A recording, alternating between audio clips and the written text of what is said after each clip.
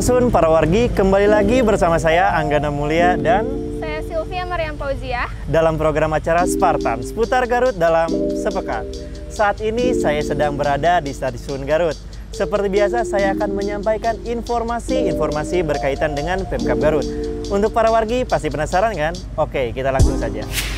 Informasi yang pertama diawali dengan Bupati Garut Rudi Gunawan yang menghadiri acara seleksi untuk Pekan Olahraga Pelajar Wilayah Daerah atau Popwilda tahun 2022 yang digelar oleh Pendidikan dan Latihan atau Diklat Sepak Bola Garut di Lapang Gelora Merdeka Kerkop. Dalam kesempatan ini, Bupati Garut menyampaikan bahwa sampai tahun 2024 nanti akan ada 8 lapangan sepak bola baru di Kabupaten Garut yang berkapasitas 20.000 orang.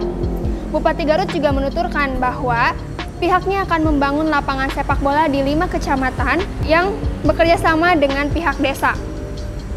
Meskipun demikian, kelima tempat yang akan dibangun lapangan sepak bola saat ini masih dalam tahap pengkajian oleh pihak pemerintah daerah Garut.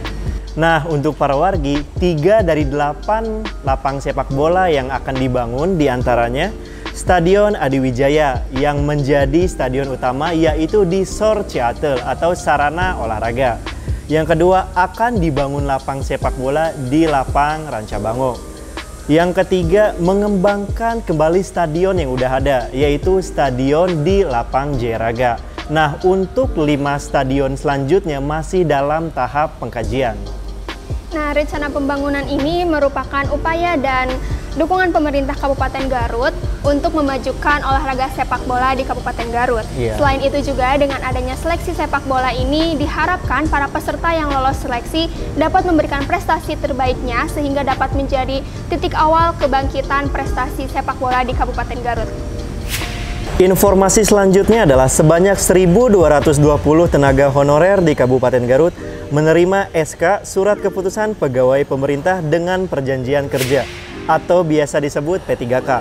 Bupati Garut Rudi Gunawan mengatakan penyerahan SK P3K ini merupakan realisasi dari program Sejuta Guru.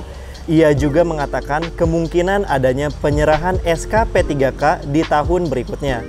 Adapun rincian P3K yang menerima SK dari Bupati Garut adalah tenaga guru sebanyak 1.005 orang, tenaga kesehatan sebanyak 108 orang, dan penyuluh pertanian sebanyak 107 orang.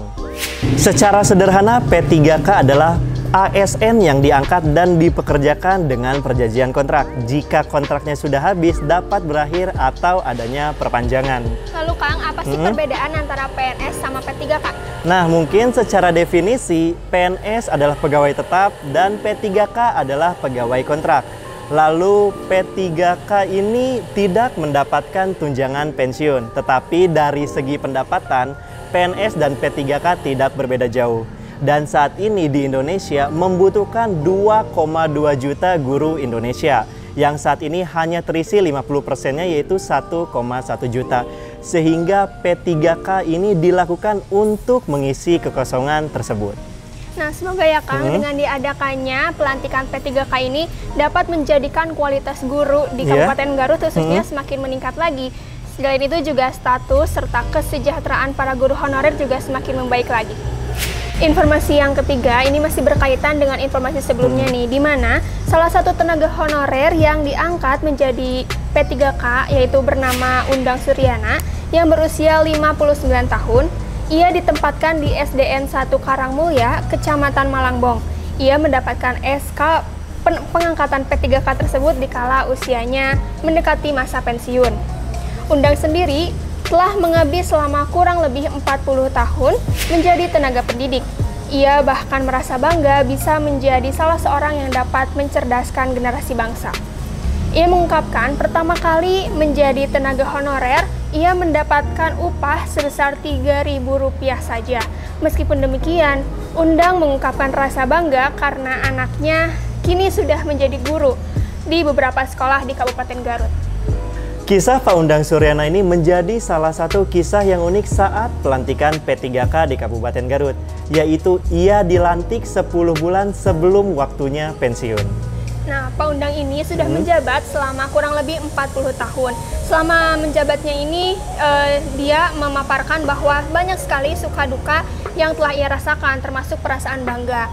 Salah satu kebanggaannya adalah di mana anak didiknya dapat menjadi juara bulu tangkis para games, yaitu Ukun Rukaindi. Nah, bagi para wargi nih yang belum tahu siapa sih Ukun Rukaindi ini, jadi ia adalah seorang atlet bulu tangkis yang berasal dari Kabupaten Garut yang menjuarai Asian Para Games di cabang bulu tangkis pada tahun 2018.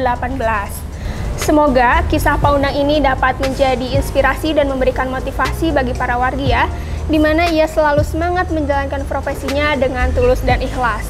Ya, walaupun masa pengangkatannya ini terbilang cukup singkat ya Kang, tetapi semangat pengabdiannya terhadap dunia pendidikan patut kita contoh. Informasi keempat adalah Pemkab Garut akan lakukan testing narkoba untuk siswa SLTA secara mendadak.